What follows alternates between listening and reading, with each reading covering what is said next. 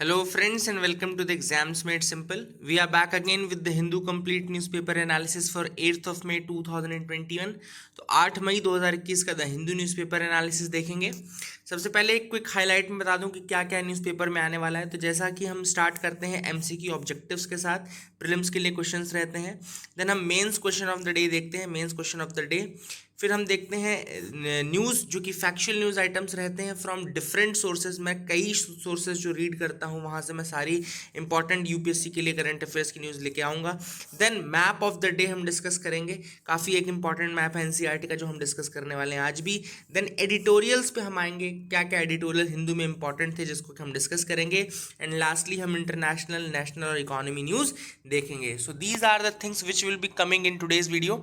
इसके साथ ही जहाँ पे भी मुझे लगता है मैं मैप्स का यूज़ करता रहूँगा, सिर्फ एक मैप हम नहीं लाएंगे। जहाँ पे भी कोई भी नया टर्म आएगा, कोई नई जगह आएगी, तो मैं मैप्स को इंक्लूड करता हूँ ताकि आपको आइडिया रहे। तो let's start with today's newspaper analysis. सबसे पहले आज के एमसीक्यू ऑब्जेक्टिव्स देख लेते हैं।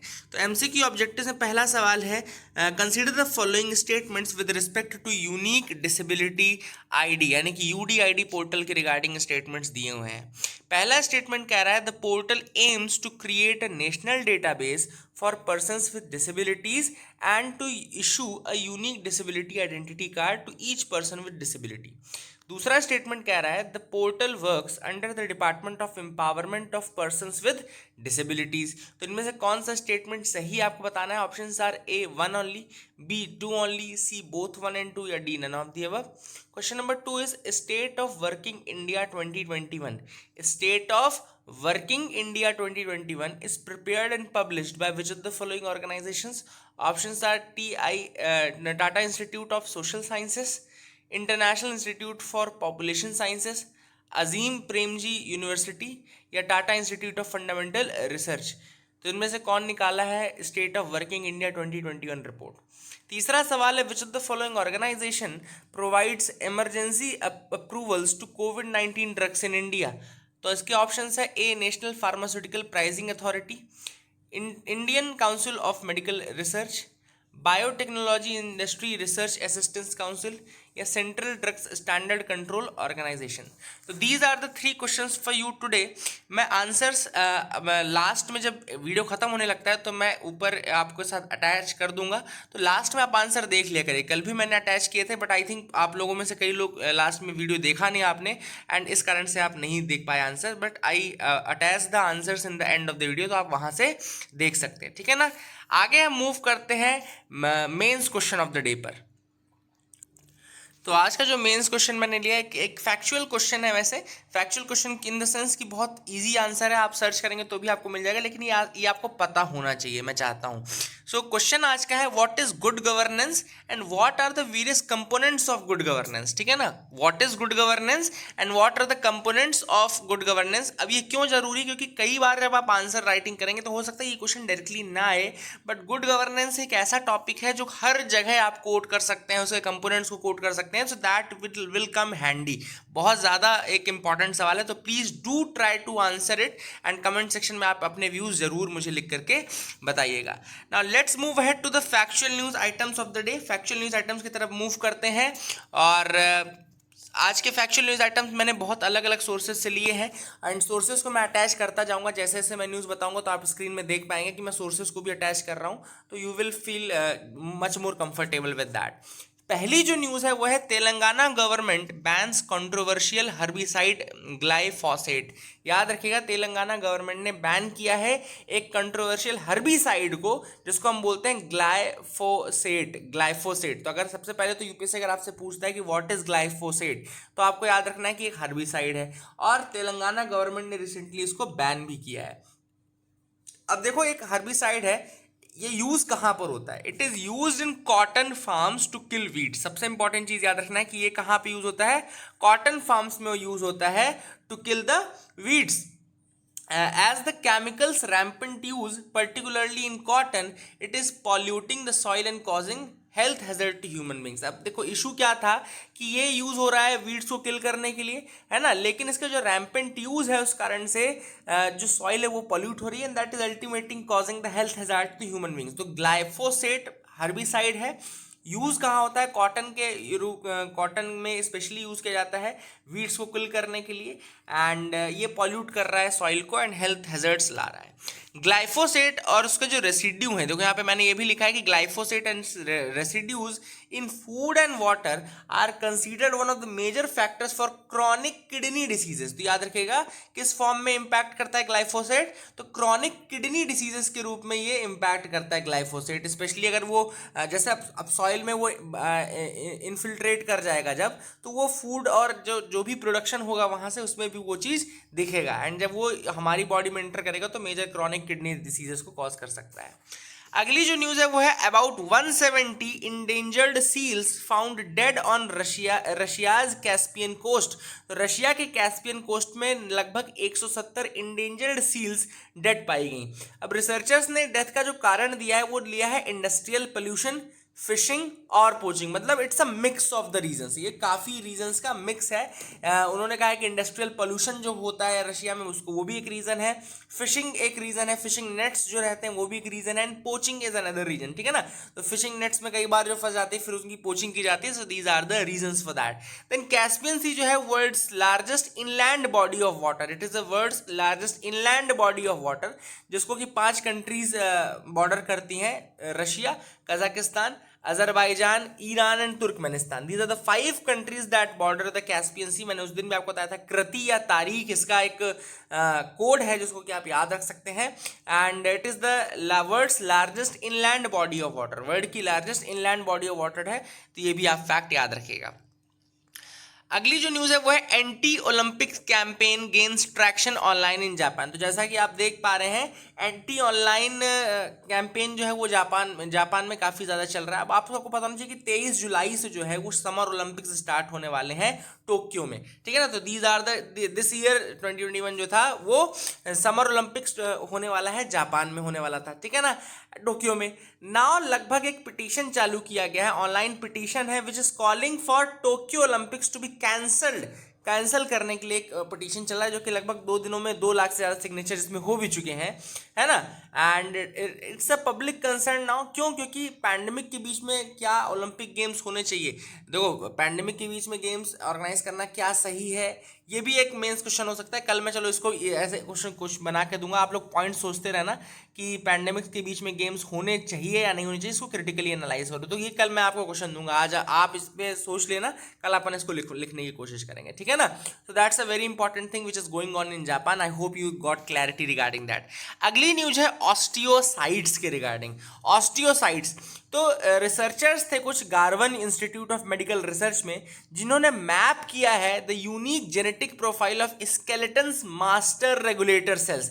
तो स्केलेटन की मास्टर रेगुलेटर सेल्स को ही ऑस्टियोसाइट्स बोलते हैं। सबसे इंपॉर्टेंट फैक्ट याद रखेगा, जो ह्यूमन स्केलेटन होता है उस स्केलेटन का जो मास्टर रेगुलेटर सेल होता है उसको हम ऑस्टियोसाइट बोलते हैं, कि आपके स्केलेटन का शेप कैसा रहेगा।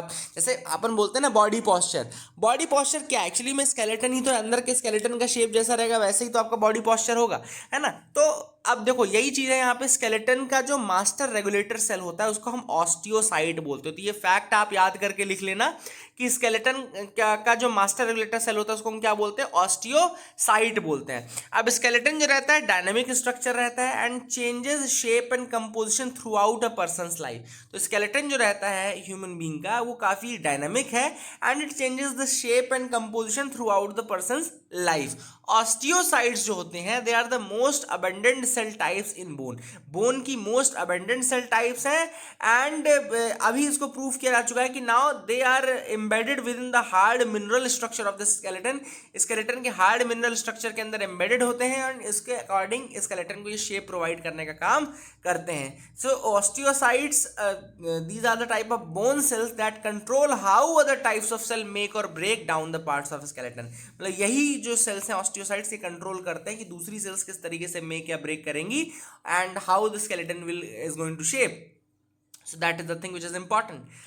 आगे हम बात कर रहे हैं पेस्को की। Now PESCO is an organisation, it's a European unions organisation, European union की सिक्योरिटी एंड डिफेंस पॉलिसी का पार्ट है ये पेस्को। याद रखिएगा, यूरोपियन यूनियन की सिक्योरिटी एंड डिफेंस पॉलिसी का पार्ट है, जिसको हम बोलते हैं permanent structure cooperation, permanent structure cooperation, in which 25 of the 27 national armed forces pursue structural and integration. तो 25 फोर्सेस हैं जिसमें स्ट्रक्चरल इंटीग्रेशन का काम करती है, मतलब कि एक यूनिटी प्रोवाइड करने का काम करती है, सिक्योरिटी एंड डिफेंस पॉलिसी का हिस्सा है परमानेंट स्ट्रक्चर्ड कोऑपरेशन। याद रखिएगा, permanent structured cooperation European union का पार्ट है ये पेस्को। अगर आपसे कभी पूछा यूपीएससी ने तो इसको आपको बनना चाहिए।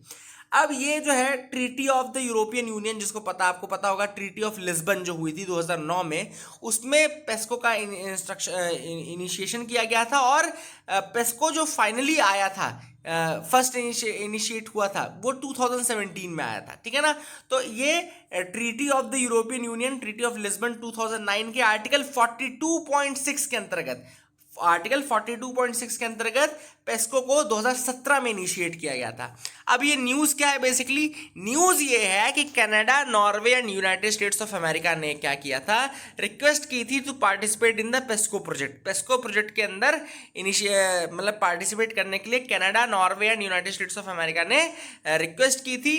एंड इनकी रिक्वेस्ट पे Canada, Norway and United States of America will be the first third states to be invited to participate in the PESCO project. तो ये Canada, Norway, United States of America जो है, ये पहले 3 कंट्रीज रहेंगी जो कि पार्टिसिपेट करेंगे in the PESCO project outside the European countries, ठीक है ना।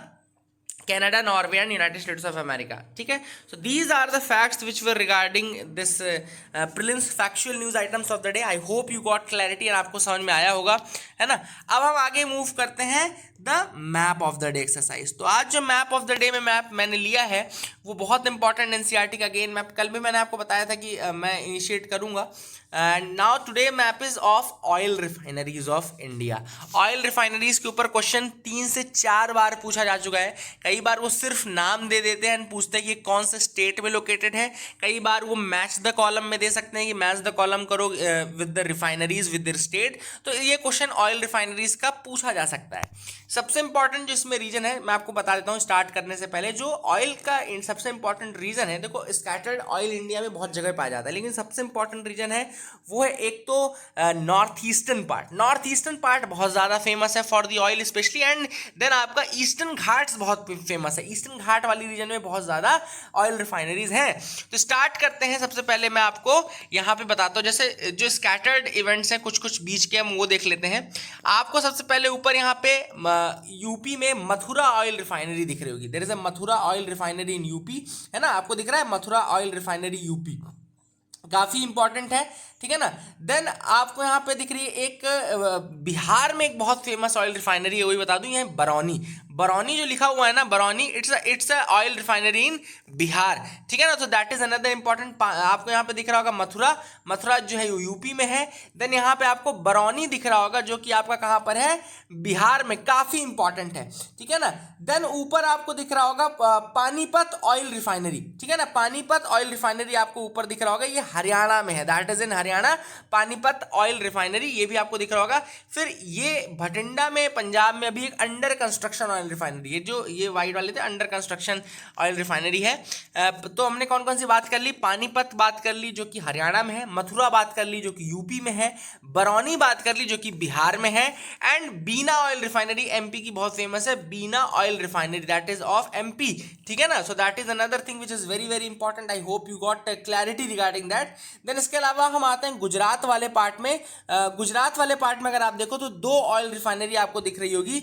एक तो यहाँ पे जामनगर दिख रहा है, जामनगर, एंड देन ये कोयली दिख रहा है। तो कोयली, ये नाम याद रखना, Koyali is in Gujarat, Jamnagar is in Gujarat. तो जामनगर तो कई लोगों को पता भी है, कोयली हो सकता है आप मिस कर रहे हो, तो कोयली जरूर याद रखना कि ये कहां पर है आपका, ये आपका गुजरात में है। तो बीना इंपॉर्टेंट है मध्य प्रदेश की, कोयली इंपॉर्टेंट है गुजरात की, बरौनी इंपॉर्टेंट है बिहार की, मथुरा ऑयल रिफाइनरी इंपॉर्टेंट है यूपी की, पानीपत आपकी कहाँ की है, हरियाणा की। तो ये तो कुछ स्कैटर्ड जो पार्ट्स में थी ऑयल रिफाइनरीज हमने वो बात कर ली।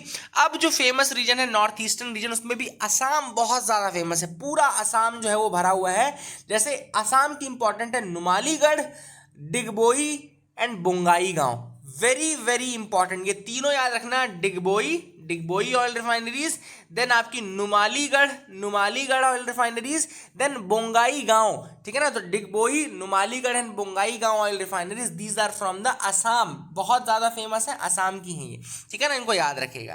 देन आगे मूव करते हैं, तो यहाँ पे एक आपको यहाँ पे हल्दिया दिख रही होगी। Haldia is again a very important oil refinery. Haldia आपको दिख रहा है ना यहाँ पे, वेस्ट बंगाल में Haldia is a very famous again oil refinery of West Bengal, है ना। देन नीचे अगर आप आओ तो आंध्र प्रदेश रीजन में आपको विशाखापट्टनम और तटीपाका, ये दोनों ऑयल रिफाइनरीज याद रखना, Visakhapatnam and Tatipaka, these are the two important oil refineries in the Andhra Pradesh reason.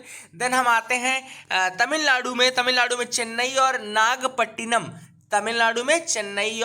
Nagapattinam, these are the two things which you should remember, Chennai and Nagpattinam, these are the existing oil refineries in the Tamil Nadu states. Then यहाँ पर केरला में कोची और यहाँ पे कर्नाटका पे मैंगलुरु, कर्नाटका में कोची और Mangaluru. Then Mumbai, आप सबको पता कि मुंबई फेमस ऑयल रिफाइनरीज है मुंबई। तो these are the oil refineries of India. I hope you got clarity, आपको समझ में आ गया होगा, ठीक है ना। तो this was the map of the day of oil refineries. I hope you got clarity regarding the same. तो ठीक है, फिर अपन अब मूव करते हैं, जो अपना एडिटोरियल सेगमेंट है अगला पार्ट, उसमें आते हैं। ठीक है ना, let's move ahead to the editorial segment now. So editorial of the day में जो पहला एडिटोरियल आज हम डिस्कस करेंगे, काफी इंपॉर्टेंट एक आर्टिकल हम डिस्कस करेंगे, the fig leaf of patent protection has to drop.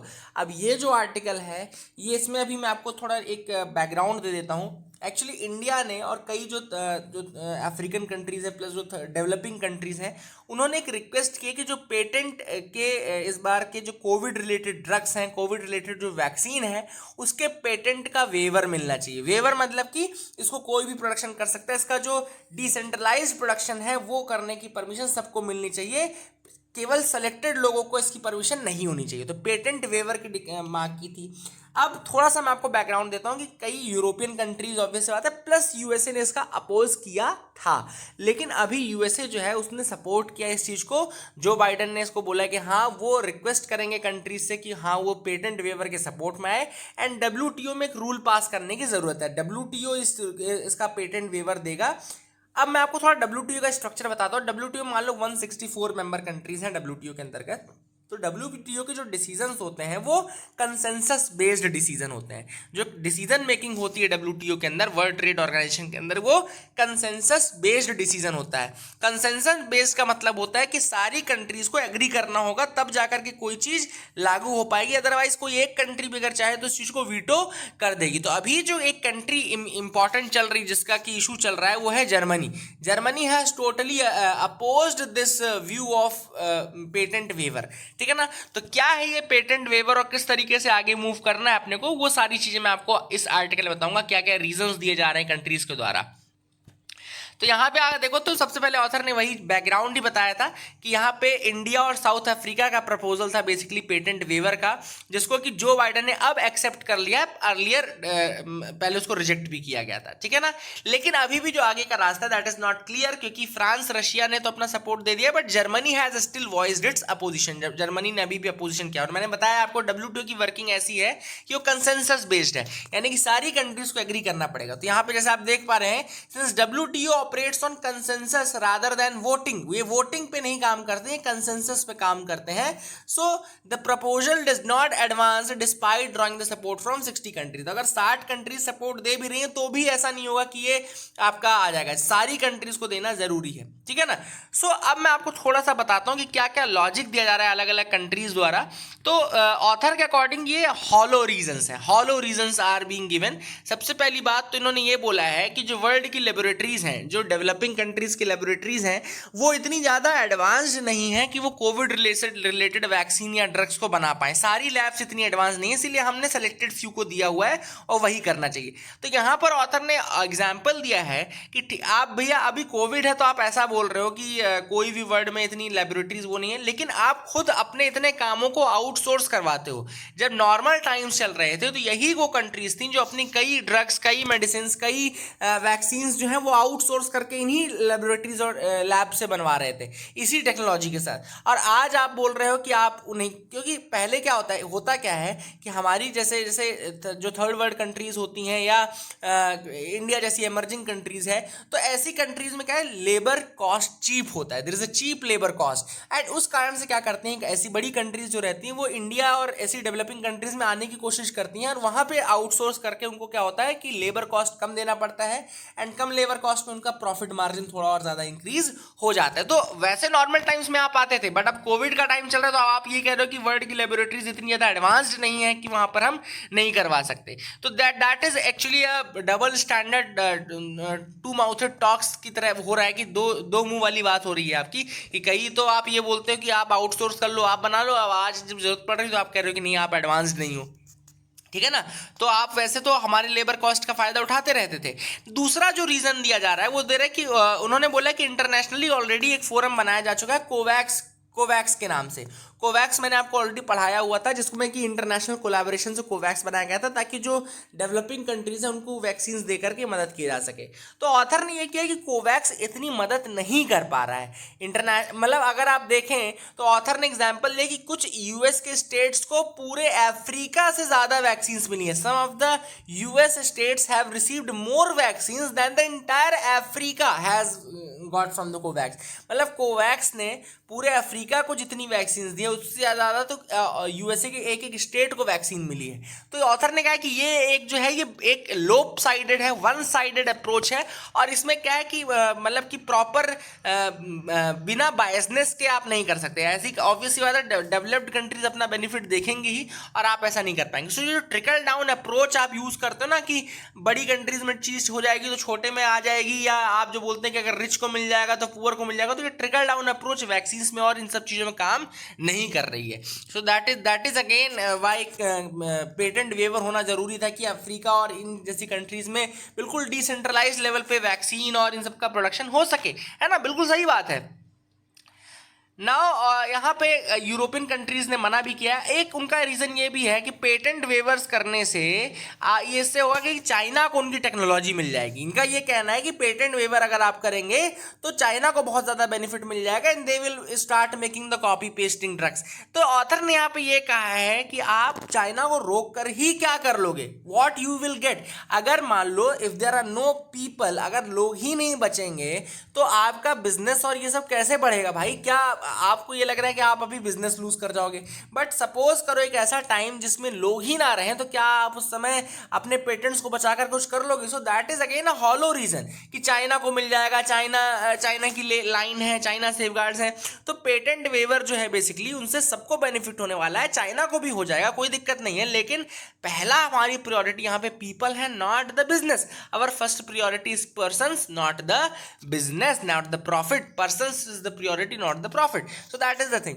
इसके अलावा एक और प्रोमिनेंट आर्ग्यूमेंट दिया जाता है कंट्रीज द्वारा कि जो पेटेंट प्रोटेक्शन है वो इनोवेशन को रिवार्ड करती है, इनोवेशन को रिवार्ड करती है। ठीक है ना, बिल्कुल सही बात है, इनोवेशन को रिवार्ड करती है। लेकिन अगर आप इस तरीके से डिसेंट्रलाइज्ड उसके लिए अलाउ कर दोगे, कंपलसरी लाइसेंसिंग के लिए अलाउ कर दोगे, या फिर आप पेटेंट वेवर दे दोगे, तो भी आपको रॉयल्टी तो मिलेगी ही ना। हाँ, अब आप देखो एक्स्ट्राऑर्डिनरी टाइम्स हैं तो आप एक्स्ट्राऑर्डिनरी प्रॉफिट बनाना चाहते हो, लेकिन वो नहीं हो पाएगा। एक्स्ट्राऑर्डिनरी प्रॉफिट रॉयल्टी से ज़रूर नहीं मिलेगा, लेकिन आपको फिर भी रिवार्ड ज़रूर मिलेगा उस चीज़ का, मॉनेटरीली फॉर्म में भी मिलेगा। पेटेंट वेवर का मतलब ये नहीं होता कि रॉयल्टीज और ये सब नहीं देनी पड़ती। रॉयल्टी तब भी आपको मिलेगी, जो आपने जिसने भी डेवलप किया है टेक्नोलॉजी को, उसको रॉयल्टी तो मिलती जाएगी। तो यही चीज़ ऑथर ने कही है कि आप इस चीज़ से मत परेशान रहें कि आपको नहीं मिलेगा या मॉनेटरी बेनिफिट नहीं मिलेगा। आपको वो सारी चीज़ें तो ऑलरेडी मिलेंगी, लेकिन हाँ इससे इतनी ज़्यादा प्रॉफिट नहीं होगा जितना आप बना करके बैठे हुए मन। So these are the reasons, and obvious सी बात है अगर आप पेटेंट वेवर करोगे so it will benefit by increasing access access not just to vaccine but also to essential drugs and diagnostics. तो यही वाली बात है कि पेटेंट वेवर अगर होता है तो इससे बेनिफिट होगा, क्योंकि इससे एक्सेस बढ़ जाएगी कंट्रीज की to the vaccine plus essential drugs and diagnostics. तो डायग्नोस्टिक यानी कि टेस्टिंग भी अच्छी होगी, ट्रीटिंग भी अच्छी होगी, वैक्सीनेशन भी अच्छा होगा। Testing, tracking, treating and vaccination भी अच्छा होगा। एंड इसमें हो सकता है मतलब कि कुछ दिन डिले हो जाए चीज़ें, लेकिन फिर भी बेटर लेट देन नेवर, है ना, वो वाली बात भी है। So that is the thing. And यहाँ पे ट्रिप्स का जो दोहा डिक्लेरेशन है वो कई फ्लेक्सिबिलिटीज भी देता है पब्लिक हेल्थ इमरजेंसी के केस में। तो उसी फ्लेक्सिबिलिटी का समय आ गया है कि पेटेंट वेवर किया जाए under that flexibility given in the Doha declaration on trips flexibility. तो ये भी सारी चीजें। तो this was the article, I hope you got clarity and आपको समझ में आ गया होगा क्या आर्टिकल था। काफी अच्छा एडिटोरियल था and this was the it. And rent issues, दूसरा जो आर्टिकल है, rent issues as an ignored covid stress point. तो यहाँ पर ऑथर ने बस ये बोला है कि जो लाइवलीहुड लॉस हुआ है because of the covid, livelihood loss इतना ज़्यादा हुआ है कि लोग अपना रेंट भी पे नहीं कर पा रहे हैं। लास्ट ईयर कई बार कई जगहों पे रेंट की माफ़ी की गई थी, कई जगहों पे मतलब ये सारी चीज़ें हुई थी, लेकिन 2021 में दोबारा जब ये सेकेंड वेव आया तो फिर से सेम कंडीशन है भाई, इकोनॉमिक एक्टिविटीज हो नहीं रही है, तो इसमें रेंट कैसा चुका पाए। तो नियरली 40% जो एवरेज एक्सपेंस है किसी एक नॉर्मल व्यक्ति का, वो तो केवल रेंट में ही जा रहा है। मतलब जो रेंट में रह रहे हैं उनका 40% एक्सपेंस तो पूरा का पूरा घर का रेंट पे ही जा रहा है। तो ऐसे में कुछ करने की जरूरत है। तो ऑथर ने वही कहा कि सबसे पहले एक मोराटोरियम होना चाहिए, मतलब कि एक स्टॉपेज होना चाहिए जिसमें कि रेंट कलेक्शन से, और गवर्नमेंट को तुरंत ऑर्डर्स निकालने चाहिए कि रिगार्डिंग दैट कि जो लोग मतलब पे नहीं कर पा रहे हैं, एटलीस्ट जो लोग लेबर में है, अनऑर्गेनाइज्ड वर्किंग में है, जो जिनका काम नहीं चल रहा, उनके लिए एक ऑर्डर निकाला जाए। दूसरा, उनके लिए कैश ट्रांसफर भी कंसेप्चुलाइज किया जा सकता है for the short term measures. Short term पे उनके लिए कैश ट्रांसफर्स की व्यवस्था ये सब की जा सकती है ना। लगभग 2500 से 3000 के बीच में जो रेंटल होता है मार्केट में, वो लगभग 2500 से 3000 के बीच में रहता है। तो आप उसी के बेसिस पे मार्केट कंडीशंस को देखते हो, इतना ही कैश ट्रांसफर आप कर सकते हो, ठीक है ना। Then the states can also aid the workers through limited waivers on utility expenses. तो जैसे कि आप इलेक्ट्रिसिटी का चार्ज हटा सकते हो, कुछ वेवर्स और दे सकते हो, इलेक्ट्रिसिटी का वेवर दे सकते हो डोमेस्टिक वर्कर्स के लिए, है ना। ये काफ़ी बड़ा बर्डन रहता है, तो ये भी आप कुछ जो यूटिलिटीज़ रहती हैं वो फ्री कर सकते हो under this different difficult circumstances. तो ये काफ़ी इंपॉर्टेंट एक इशू था। बस मेन जो चीज़ें थी मैंने आपको बता दी already. I hope you got clarity regarding the same. चलो तुम फिर आगे मूव करते हैं। जो इंटरनेशनल इकोनॉमी और जो न्यूज़ आइटम्स हैं वो सारे हम डिस्कस करने वाले हैं, ठीक है ना। तो let's start with that now. तो आगे देखते हैं क्या कोई और इंपॉर्टेंट न्यूज़ आइटम्स है जिसको हम डिस्कस करेंगे, है ना। तो you can move with me, आप भी मेरे साथ मूव करिए। लेट्स सी हेयर, यहाँ पे अभी ऐसी कोई ऐसी न्यूज़ नहीं है। आप मतलब मैं जो चीज़ें मैं पढ़ा रहा हूँ ना, काफ़ी कॉम्प्रिहेंसिव मैं अपने आप में बता रहा हूँ, है ना। आपने देखा होगा कि इस न्यूज़ आइटम में आपको सारे डिफरेंट सोर्सेज मिल रहे हैं, सारा आपको एडिटोरियल मिल ही रहा है, प्लस हिंदू के पूरे न्यूज़ आइटम्स मैं आपको बता रहा हूँ। तो इसके बाद मुझे नहीं लगता कि आपको पेपर और बाकी चीज़ें छानने की ज़रूरत है। आप बस इतना अगर आपने पढ़ लिया तो that will be more than enough for you. तो यहाँ पर देखते हैं, talks intensify on bringing US back to Iran nuclear deal. तो मैं इसमें क्या कर रहा हूँ, स्क्रीन में आप देख पा रहे होंगे, स्क्रीन में आप देख पा रहे होंगे क्या क्या पॉइंट्स है ईरान न्यूक्लियर डील की। जैसे कि 3.67% से ज़्यादा आप यूरेनियम इनरिचमेंट नहीं कर सकते। तो 3.67 जो है उससे ज़्यादा आप यूरेनियम इनरिचमेंट नहीं कर सकते, है ना। वेपन ग्रेड अगर आपको न्यूक्लियर बनाना है, वेपन मतलब बॉम्ब से ये बना, तो 90% से ज़्यादा का एनरिचमेंट होता है। लेकिन ईरान को केवल 3.67 का एनरिचमेंट अलाउड था, लेकिन अभी चूंकि यूएसए ने सैंक्शंस लगाए हुए हैं तो काफ़ी ज़्यादा उन्होंने एनरिचमेंट को बढ़ा लिया है।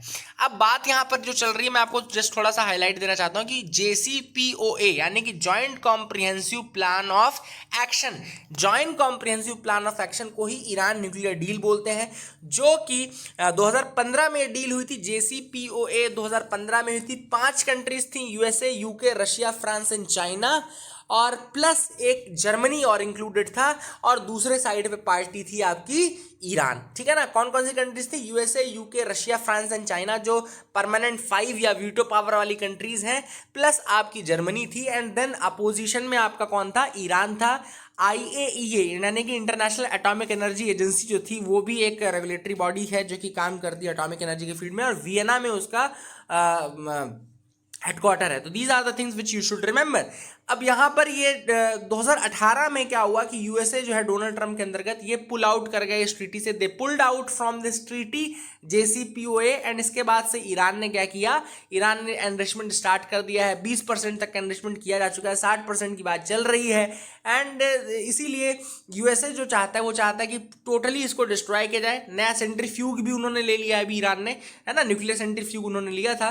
तो यूएसए चाहता है कि ईरान ये सारी चीज़ें डिस्ट्रॉय करे और इन चीज़ों को ख़त्म करे, तब जा करके वो सैंक्शंस हटाएंगे। और ईरान कहता है कि भाई पहले सैंक्शंस हटाओ, क्योंकि पहले आप ट्रीटी से बाहर हुए थे, मैं तो हुआ नहीं था, तो पहले आप सैंक्शंस हटाओ तो जा करके मैं ये सब चीज़ें ख़त्म करूँगा। So this is where the deadlock is, but they are trying hard. ना अगला जो न्यूज़ है वो देखो यहाँ पे, म्यांमार्स कैरन इंसर्जेंट। तो यहाँ पे आप स्क्रीन पे देख पा रहे होंगे जो कैरन स्टेट लिखा हुआ है, यह म्यांमार का पार्ट है जो कि प्रोट्रूड करता है आपका थाईलैंड की तरफ जा रहा है, थाईलैंड से बॉर्डर करता है। ये कैरन स्टेट है। और कैरन इंसर्जेंट्स जो है वो म्यांमार के ग्रुप है, इंपॉर्टेंट है। अगर यूपीएससी आपसे पूछता है कि कैरन इंसर्जेंट्स कहाँ के हैं तो आपको पता होना चाहिए। This is the thing which you should know, आपको बिल्कुल पता होना चाहिए इसके बारे में, ठीक है ना। अभी रिसेंटली इन्होंने मिलिट्री जंटा के जो जिसने कि वहाँ पे कू कर ली है म्यांमार में, उसके अगेंस्ट भी काफ़ी ज़्यादा काम किया है। And they are fighting against them. अगला यहाँ पे न्यूज़ है, Islamophobic group Pegida is extremist. तो जर्मन स्पाई एजेंसी जो है, यानी कि जर्मन इंटेलिजेंस सर्विसेज जिसको हम बोलते हैं, जर्मन इंटेलिजेंस सर्विसेज का कहना है कि पेगीडा जो है वो एक एक्सट्रीमिस्ट ग्रुप है। अब मैं आपको क्यों बता रहा हूँ ये न्यूज़ आइटम, क्योंकि देखो ये इंटरनेशनली एक इंपॉर्टेंट न्यूज़ है। पेगीडा के बारे में आपको पता होना चाहिए कि पेगीडा, अगर यूपीएससी सिर्फ इतना पूछ ले कि पेगीडा क्या है, तो एक इस्लामोफोबिक ग्रुप है जो कि कहाँ पे काम करता है, जर्मनी में काम करता है। तो यूपीएससी ऑप्शन में आपको दे सकता है क्या कि जर्मनी का एक्सट्रीमिस्ट ग्रुप है। What is PEGIDA? Options will be like German extremist group. तो बिल्कुल आपको याद रखना है, हो सकता है वो इस्लामोफोबिक ना लिखें लेकिन they can write extremist group. तो आपको पता होना चाहिए कि हाँ, पेगीडा जो है वो जर्मनी का एक्सट्रीमिस्ट ग्रुप है और वहां पे ही काम करता है। तो these are the thing which are important. I hope you got clarity regarding the same. Almost half of the new cases rural shorts की। अब यहाँ पर एसबीआई ने कहा है कि जो हाफ ऑफ द केसेस आ रहे हैं कोविड के सेकेंड वेव में वो रूरल एरिया से आ रहे हैं, और इसका जो एकमात्र सोल्यूशन है कम करने का वो है vaccination, more and more vaccination. Already vaccination घट चुका है फ्रॉम 28 लैक्स अप्रैल में था to 17 lakhs per day now.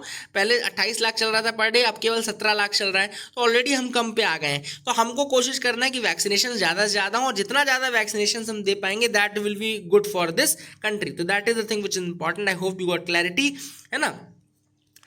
अब यहाँ पे pandemic won't impact India's rating for 2 years। तो जो इंटरनेशनल रेटिंग एजेंसी है, सॉवरेन रेटिंग एजेंसी है जिसको हम बोलते हैं standards and poor global rating, S&P बोलते हैं, उन्होंने कहा है कि इंडिया की रेटिंग जो है वो 2 सालों के लिए तो स्टेबल समझ के रहो, चाहे और ज़्यादा पुअर कंडीशन है, क्योंकि इंडिया की इतनी स्टेबिलिटी है।